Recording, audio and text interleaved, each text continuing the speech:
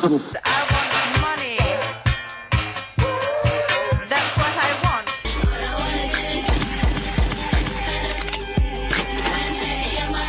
With my mind on my money and my money on my mind.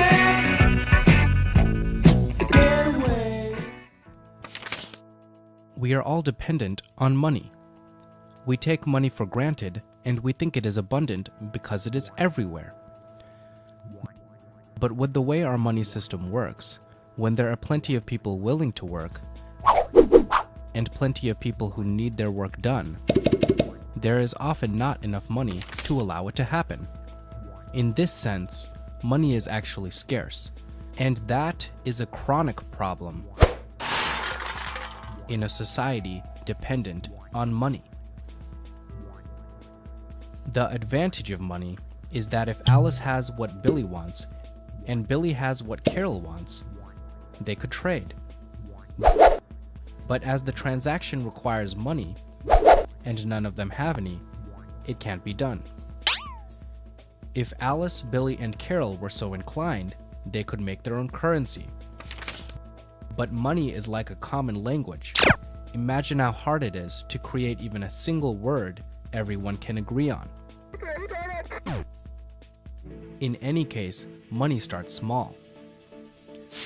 Alice, Billy, and Carol agreed on something to use as money, and are confident it will be used in the future. As they use it, it gains value, which makes more people join, and the money gains even more value. And the process continues in a compounding effect. This is how all forms of money began, including the money we use today. It started small on the scale of communities, within and without. Over time, money became increasingly standardized and difficult to counterfeit. And when any kind of money was replaced, it carried the same value as the money before it. These kinds of money allowed currencies to circulate far more widely and gain far more value, and grew to cover vast trading networks. Now a dollar can be used anywhere in the world. Money was the first information system. Anytime information changes, so does money.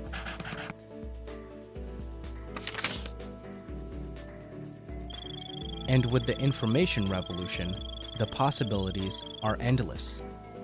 Increasingly, anyone can create information to be received by anyone, and anyone who needs something can be connected to someone who can provide it.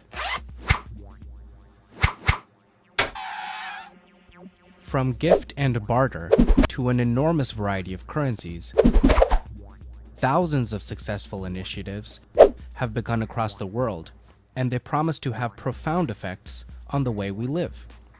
Some use paper, some use plastic, some use computers, and some use mobile phones. Say Billy wanted to buy 10 apples from Alice. They set the price to 1 unit per apple. In the transaction, Alice receives a credit of 10 units, and Billy receives a debt of 10 units. Alice can then spend her 10 with anyone who uses the currency, and Billy can make up his 10 by providing something to anyone who uses the currency. In such a system, money is created as needed by people who need it. It is being made to be entirely decentralized, with rules that are transparent, with security built into the system, as with any account today. This is the beginning of the democratization of money and finance. Currencies like this have the promise to circulate widely, locally and globally. But rather than replace the money we use today, they are complementing it. That is, they are being used side by side. Any group can more readily create a currency that they can use for their purposes.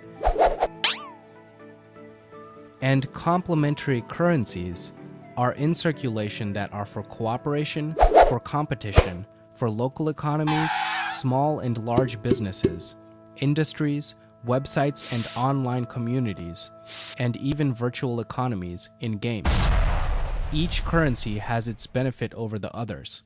As these currencies circulate and gain value, and many are increasingly exchangeable like national currencies, they will facilitate an economy that is far more dynamic and balanced, while being secure and sustained and abundant.